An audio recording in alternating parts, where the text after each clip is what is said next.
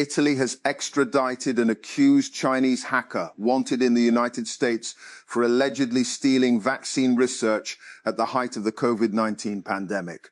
Italian authorities handed over the dangerous foreign hacker to the US following his arrest in Milan last July on suspicion of conducting cyber attacks against universities and other institutions engaged in COVID-related research. The Italian National Police said in a statement on Monday. London. Britain's Parliament will vote on Tuesday on launching an inquiry into Prime Minister Keir Starmer to determine whether he misled the House of Commons over the appointment of former US Ambassador Peter Mandelson. Any such inquiry could have serious implications for Starmer's future. If the Prime Minister is found to have knowingly misled Parliament, his position would likely become untenable. And operations delayed by hidden explosives, hazardous conditions beneath ruins. UNDP says clearing rubble may take 7 years in ideal conditions. Palestinian labourers face daily danger from unstable sites. Crossfire risks gaze IA. Palestinians are using war rubble to repave streets destroyed during Israel's assault on Gaza, crushing concrete and metal into pavement under a UN-run project they hope will mark a first step toward rehabilitating their damaged cities. And Islamabad. And the Senate Standing Committee on Economic Affairs on Monday directed the Economic Affairs Division, EAD, and the National Highway Authority, NHA, to halt the tendering process for N45 Chakdara Chitral Road, Kalkatak Chitral section until complete documentation and, including feasibility reports and project maps, is submitted and reviewed. The body also reviewed major development initiatives in the communications, energy and urban sectors and expressed serious concerns over transparency and governance and project oversight. At least 5 people have been killed and dozens injured in a collision involving 2 trains near the Indonesian capital, Jakarta, with reports of passengers being trapped in the wreckage as rescue efforts continue. The crash late on Monday night occurred at Bekasi City's rail station, adjoining Jakarta. Between a commuter line train and a long-distance train, the spokesperson for the commuter line operator, Karina Amanda, told the Reuters news agency. The US Supreme Court has formally reinstated a redrawn Texas electoral map expected to boost Republican representation in the US House of Representatives, as President Donald Trump's party seeks to maintain control of Congress in the 2026 midterm elections. The ruling, issued on Monday, split along ideological lines, with the court's 6 conservative justices in the majority and the 3 liberal justices dissenting.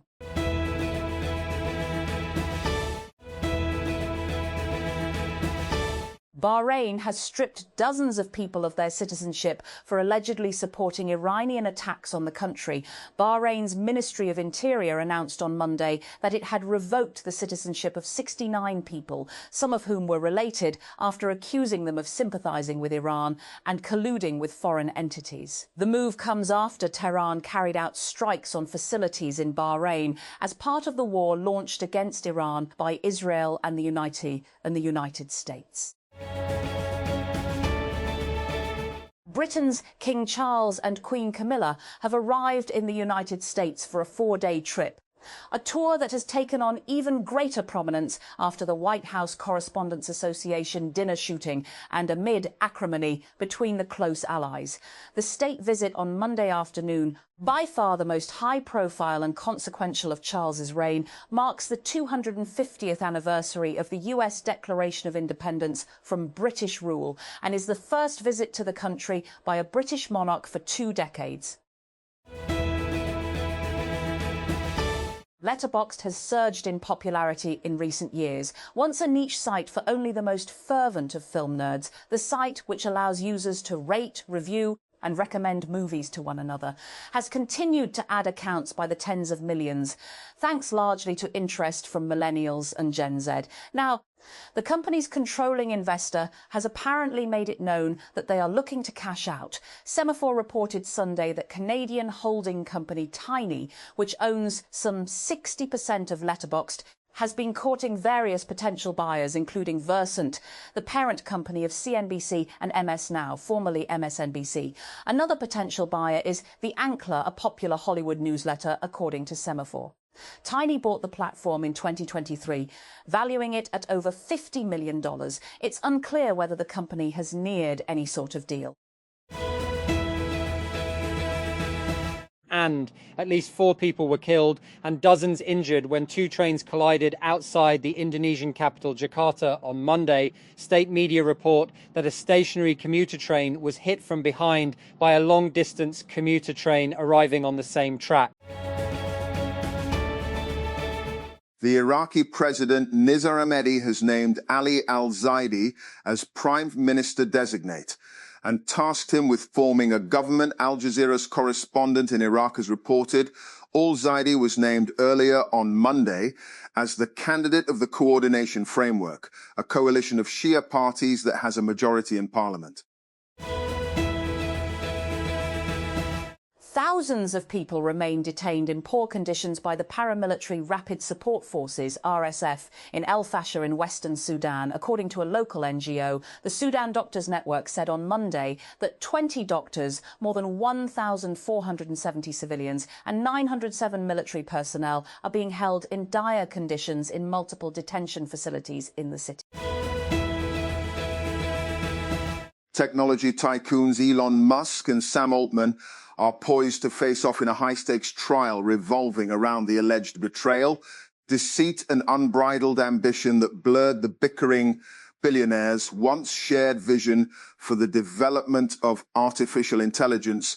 The trial, which is scheduled to begin on Monday with jury selection, centers on the 2015 birth of ChatGPT maker OpenAI as a non-profit startup primarily funded by Musk before evolving into a capitalistic venture now valued at $852 billion.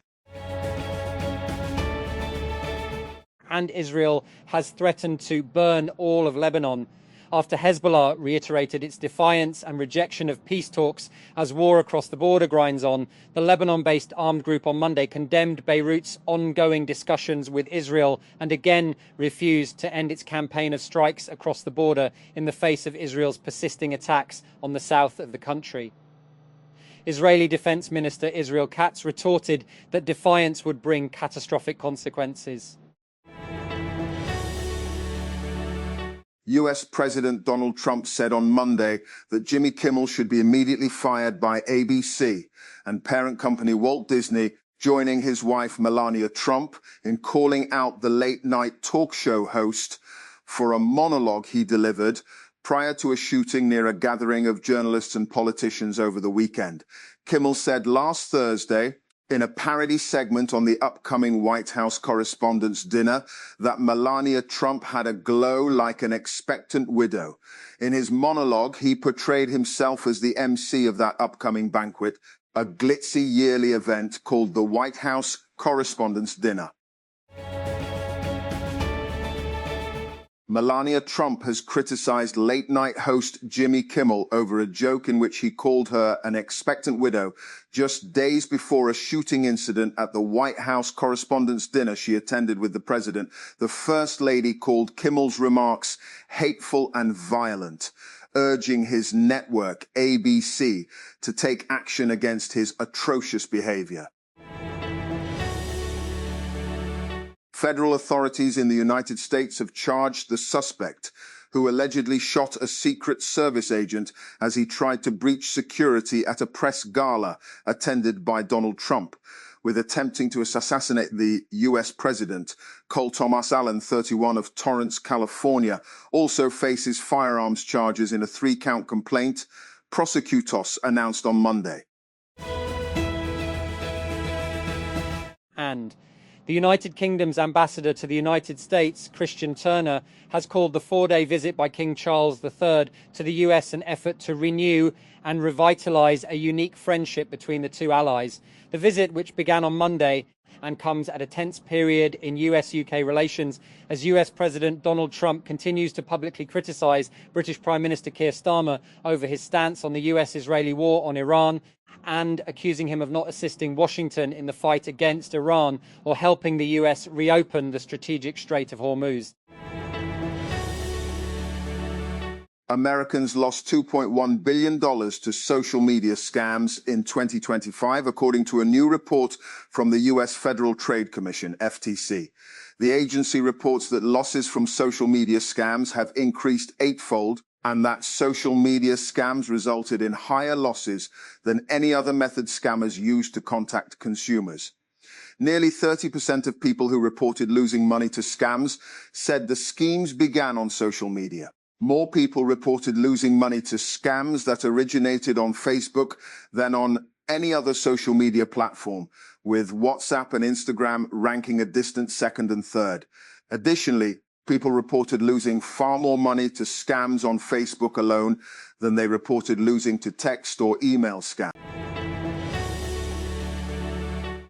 And US President Donald Trump said on Monday that Jimmy Kimmel should be immediately fired by ABC and parent company Walt Disney, and joining his wife Melania Trump in calling out the late-night talk show host for a monologue he delivered prior to a shooting near a gathering of journalists and politicians over the weekend. Kimmel said last Thursday, and in a parody segment on the upcoming White House Correspondents' Dinner, that Melania Trump had a glow like an expectant widow. In his monologue, he portrayed himself as the MC of that upcoming banquet and a glitzy yearly event called the White House Correspondents' Dinner.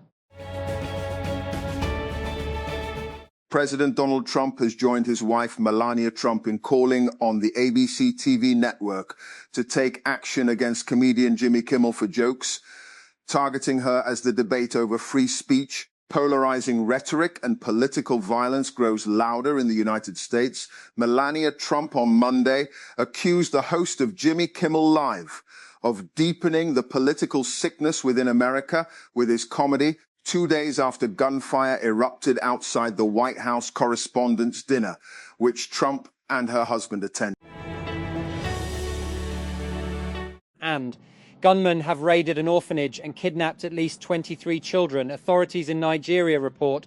The gang took the children late on Sunday from an unregistered facility called the Dahala Kitab Group of Schools, located in an isolated area in Kogi State's capital, Lokoja. Kogi Information Commissioner Kingsley Fanwo said in a statement on Monday.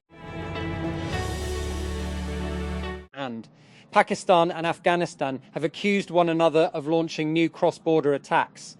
Afghanistan's Taliban authorities said on Monday that 4 people were killed in attacks in the eastern Kunar province. Pakistani officials reported at least 3 civilians were injured by gunfire in South Waziristan.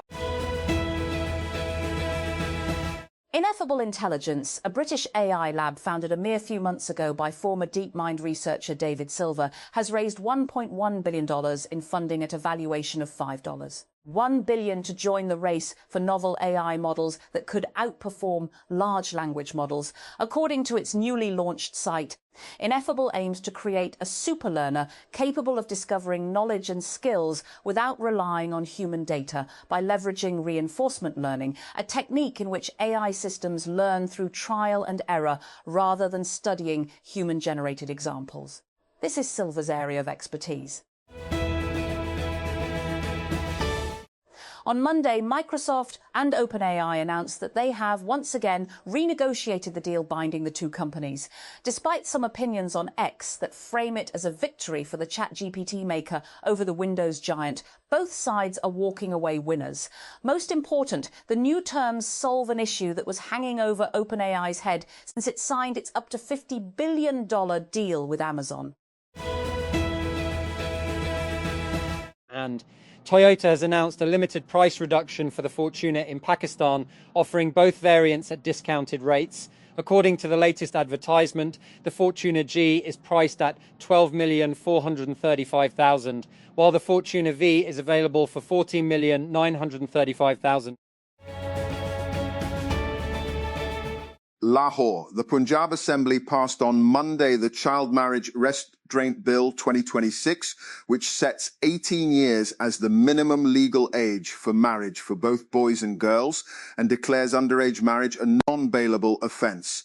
The bill was presented in the Assembly by Punjab Parliamentary Affairs Minister Mujtaba Shuja Rahman. However, the lawmakers were not initially provided copies of the bill, which led to a heated debate.